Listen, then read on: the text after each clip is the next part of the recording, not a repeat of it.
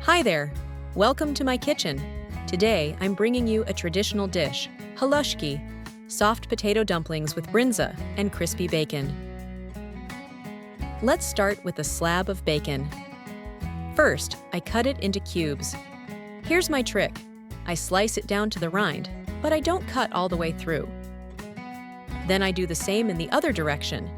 This way you get these cute little bacon fingers, like when you roast bacon over a fire on a stick. Now, just turn it on its side and slice off those cubes. Nice and neat. I think this is the easiest and quickest way to do it. This piece of bacon is fatty and meaty, like a marshmallow for meat lovers.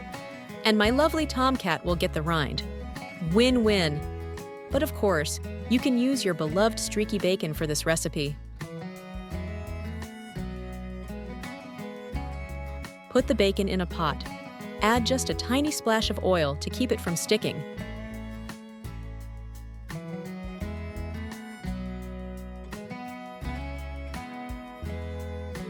Stir it regularly so it doesn't burn.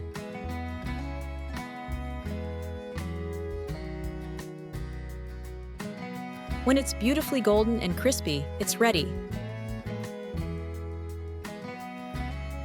Now let's move on to the potatoes. Grate 2 larger potatoes on the spiky side of the grater.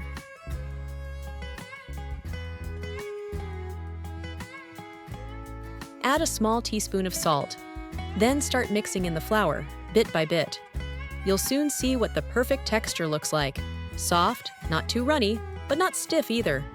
Something you could almost spread.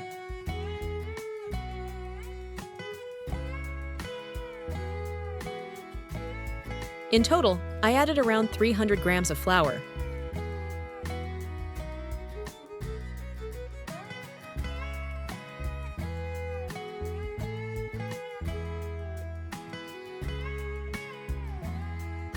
Here's a close-up so you can see the texture. It should look like this. When it feels like this, it'll be easy to shape and drop into the water.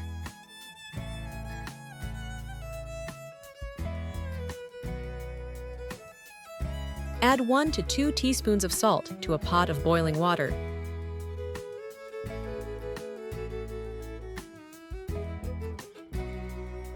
Scoop up a big spoonful of the mixture and start cutting the dumplings into the water.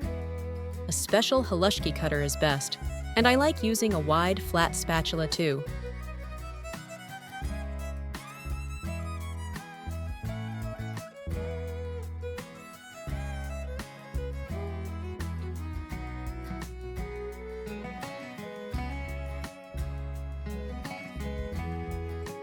After dropping the first batch in, tap off the leftover mixture, then give it a stir.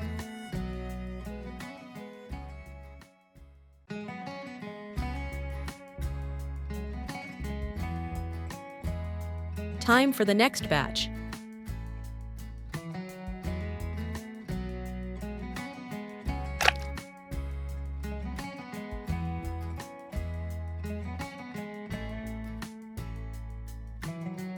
Oops!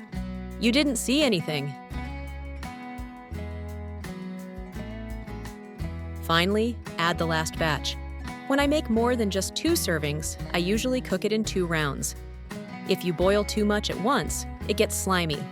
And if you're making a big batch, I recommend boiling fresh water for the second round. The potato starch can make it too cloudy.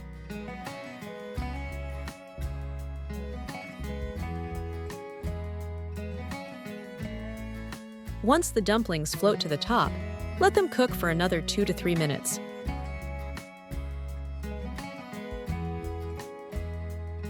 I like to scoop them out with this handy strainer. It makes things so easy.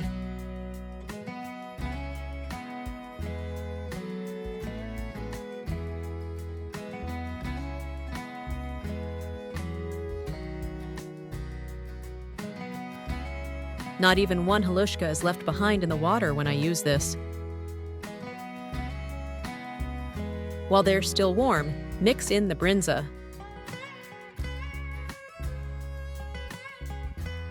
It melts in beautifully. Bryndza is delicious all year round, but in May, when it's fresh, oh my! That's when it's truly special. A healthy, tasty treat.